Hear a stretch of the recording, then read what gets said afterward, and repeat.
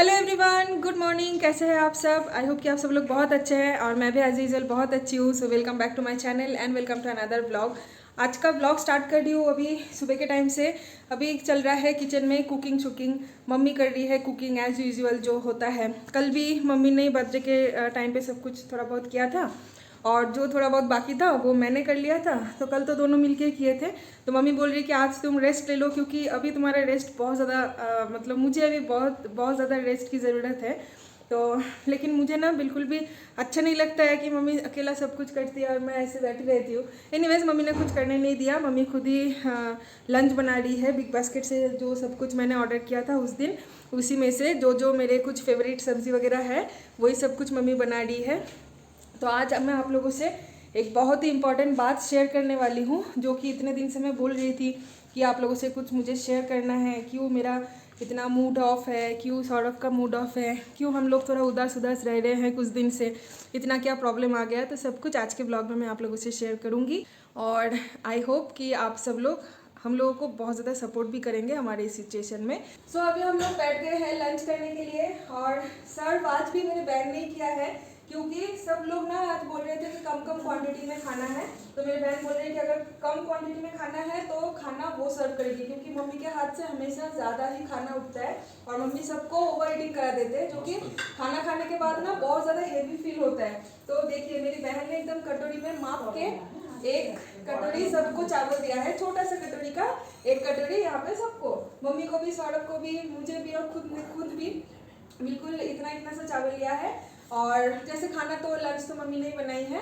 तो यहाँ पे है साग, मेथी साग छिलोना। मैं ना किचन में जाती नहीं हूँ आजकल, कौन सा साग बन रहा है मुझे वो भी पता नहीं है। तो ये मेथी का साग है और यहाँ पे थोड़ी सी बिल्कुल अचार दे दिया है।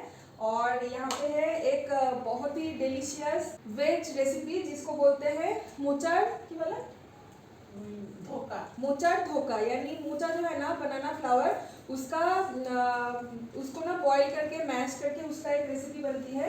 उसको हाँ चने का दाल रात के टाइम पे मम्मी ने भिगो के रखी थी, फिर उसको सुबह के टाइम पे बिल्कुल थोड़ी सी पानी डाल के पेस्ट बना लिया और मोचा बॉईल करके उसका पानी अच्छे से निचोड़ के दाल के साथ उस बनाना फ्लावर को मम्मी ने अच्छे से मिक्स करके ना उसमें कुछ मसाला, नमक, मिर्ची ये सब कुछ डाल के उसके छोटे छोटे पकौड़े बना लिया है।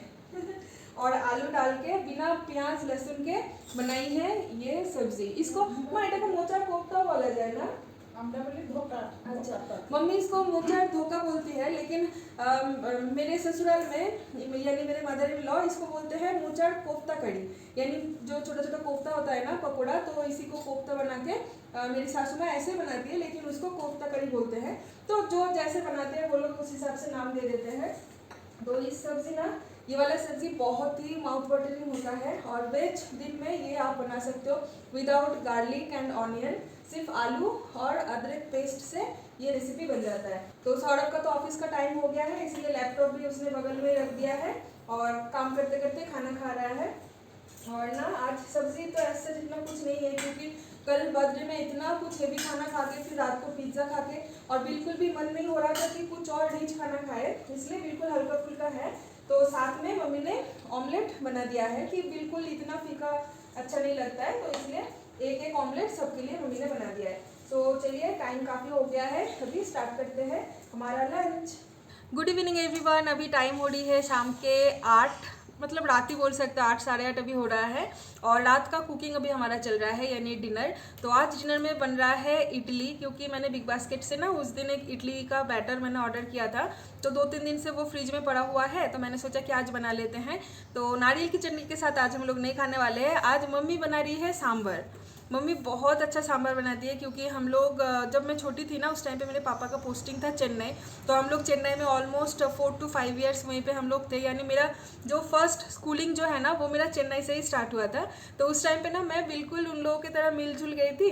तो उस टाइम पे मुझे साउथ इंडियन खाना बहुत पसंद आता था, इवन आज भी पसंद आता है। तो उसी टाइम पे मेरे मम्मी ने सांभर, रसम, इडली, चटनी ये सब के रेसिपी सीख लिया था, तो जो कि अभी काम आता है।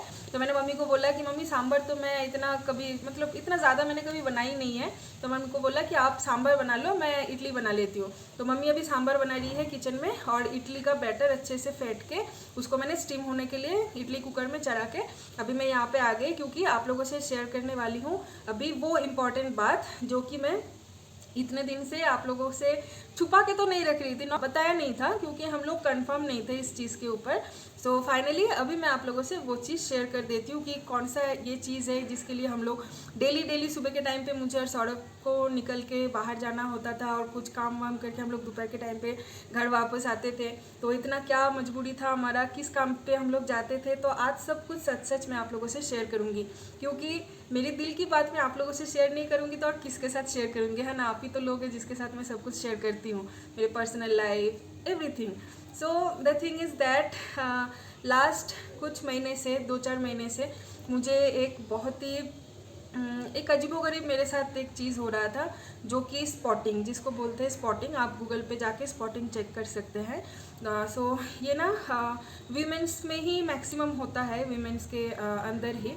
सो ये एक बीमारी है जो कि यूट्रस में मेरा 2 पॉलिप बॉर्न हुआ है, जिसके वजह से मुझे वो स्पॉटिंग आ रहा था लास्ट कुछ महीने से, जिसको मैंने थोड़ा सा नज़रअंदाज किया था कि इतना भी कुछ वो वाइटल नहीं है, शायद कुछ मेंस्ट्रुअल सर्कल के कुछ प्रॉब्लम की वजह से मुझे ऐसा कुछ हो रहा था। तो मैंने ऐसा कुछ सोचा था, तो मैंने इतना भाव नहीं दिया था। फिर जब देखा कि वो चीज़ कंटिन्यूसली हो रहा है, उसके बाद फिर मैं और सौरभ हम दोनों गायनेकोलॉजिस्ट के पास गए, और जाके फिर उनको मैंने मेरे सारे प्रॉब्लम सब कुछ मैंने बताया, और उन लोगों ने फिर USG वगैरह 2-3 टाइप के USG वगैरह सब कुछ दिया, और उसमें से पता चला USG के रिपोर्ट में कि मेरे यूट्रस में 2 पॉलिप का बॉर्न हुआ है, और जो कि साइज़ में भी थोड़ा सा बड़ा हो गया है, जिसके वजह से वो स्पॉटिंग मुझे देखने के लिए मिल रहा था। तो डॉक्टर ने हम लोगों को यही बोला कि उसका कोई ओरल डोज नहीं है, यानी ओरल मेडिकेशन नहीं है। So surgery is the one and only option, so we have to go for the surgery. तो ये बात सुन के ही तो मैं बहुत ज़्यादा डर गई थी, क्योंकि मेरा आज तक फॉर गॉड से कभी तक कुछ भी मुझे सर्जरी वगैरह नहीं हुआ है, तो इसीलिए मैं थोड़ी सी वर्डिड थी, इवन सौरभ भी। लेकिन डॉक्टर तो हौसला दे रहे हैं, बोल रहे हैं कि सर्जरी बहुत ही मतलब ये वाला सर्जरी बहुत ही छोटी सी चीज़ है, आधा घंटा 40 मिनट का सर्जरी है मैक्सिमम, और रिकवरी भी बहुत जल्दी हो जाते हैं। तो डॉक्टर तो हमें पूरा पॉजिटिविटी के साथ ही सर्जरी कराने के लिए बोल रहे हैं, लेकिन वो लोग तो डॉक्टर है ना, उन लोगों के लिए ये बहुत नॉर्मल सी चीज़ है सर्जरी वगैरह, तो हमारे लिए तो नहीं है। हमारे लिए सर्जरी मीन्स एक बहुत बड़ा चीज़ है, तो इसलिए थोड़ा सा हम लोग कुछ दिन से वरीड थे। तो फाइनली जाके वो सर्जरी हम लोगों को कराना ही पड़ेगा, अदरवाइज़ मुझे जो सिम्टम्स वगैरह देखने के लिए मिल रही थी वो कम तो होगा नहीं, मोस्ट प्रोबेबली वो दिन दिन बढ़ता जाएगा, और जो कि इन फ्यूचर प्रेगनेंसी में भी प्रॉब्लम डाल सकता है। तो इसलिए बेटर कि पहले ही क्योर हो जाए, तो इसलिए सर्जरी के तरफ ही हम लोगों को जाना है। सो सर्जरी तो करवाना ही है एनीवे, क्योंकि और कोई ऑप्शन ही नहीं है हम लोगों के पास। तो इसी चीज़ को लेके हम लोग काफ़ी दिन से, यानी लास्ट कुछ दिन से बहुत ज़्यादा हम लोग मेंटली इतना स्टेबल नहीं थे कि क्या करें क्या नहीं करें। तो हम लोगों ने और भी 1-2 टॉप जो हॉस्पिटल से बेंगलोर में, वहाँ के one of the top gynaecologist को सौरभ ने विज़िट किया मुझे लेके, तो उन लोगों से भी कुछ ओपिनियन लिया, तो सारे डॉक्टर ने ही सेम ही बोला है। सो इसलिए पता ही चल गया कि नहीं, surgery is the one and only option, there is no other way. So surgery तो हमें करवाना ही है।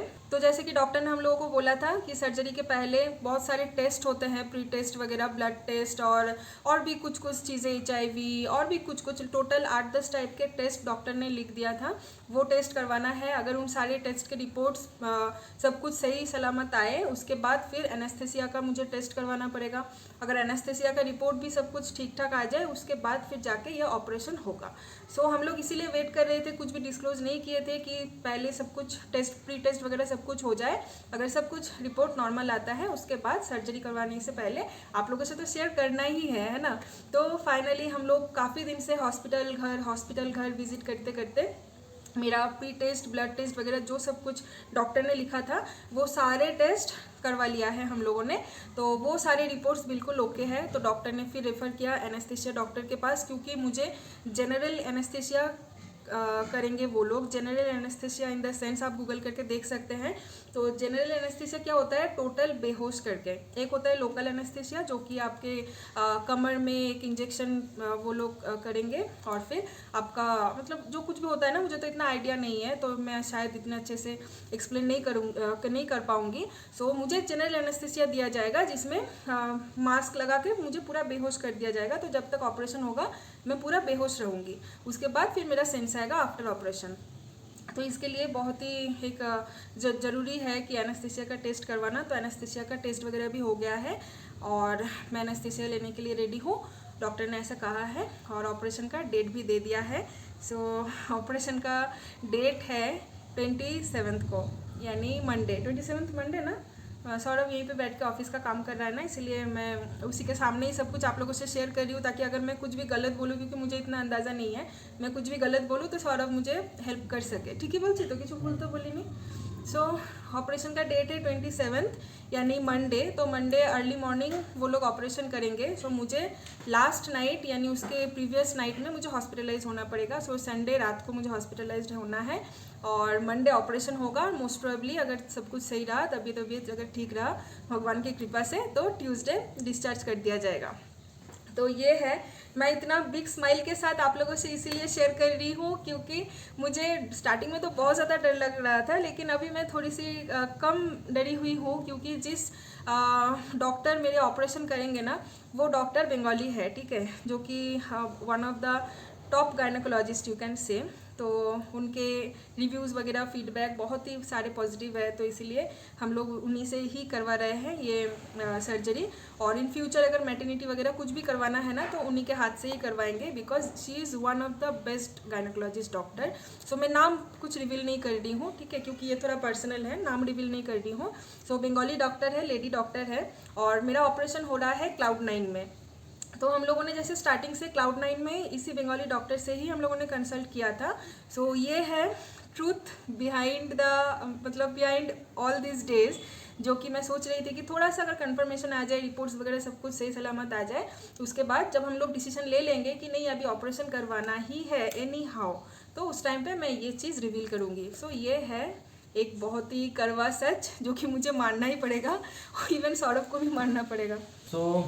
वही चीज़ है, करवाना तो पड़ेगा, तुमको हॉस्पिटल में एडमिट होना पड़ेगा which you don't like actually. Exactly, कोई भी पसंद नहीं करता है। हाँ, तो मैं मतलब सर्जरी हो, दवाई चले, इंजेक्शन चले, ये किसको पसंद है ना, कोई भी पसंद नहीं करेगा, लेकिन करना ही पड़ेगा। और मुझे I am also bit tensed. चीज़ें ये नहीं है कि ऑपरेशन के लिए, बट चीज़ें हैं कि ऑपरेशन के बाद कैसा रिकवरी होता है, वो भी एक बहुत बड़ा टेंशन मेरे सिर पे घूम रहा है। बिकॉज ऑपरेशन तो चलो हो जाएगा, have faith on doctor, then doctor ने बोला है तो हो उसका जाएगा सब रिकवरी कुछ। बहुत अच्छे से हो जाए, and that's what I am thinking, and वही मेरे दिमाग में भी चल रहा है, नथिंग एल्स। मेरे दिमाग में भी चल रहा है, लेकिन मैं एक्सप्रेस नहीं कर पा रही हूँ क्योंकि मैं अगर एक्सप्रेस करूँगी तो ये और ज़्यादा टेंस्ड हो जाएगा और साथ में मम्मी बहन घर पे है, वो लोग भी पैनिक कर जाएंगे। इसलिए मेरे अंदर जो टेंशन हो रहा है ना, मैं उसको दबा के स्माइली फेस के साथ ब्लॉग भी कर रही हूँ, घर भी संभाल रही हूँ, सब कुछ। This is called a perfect house wife, you know. I am the perfect example of a perfect house wife. थोड़ा रो भी दो, निकल गया। नहीं ऐसा कुछ नहीं।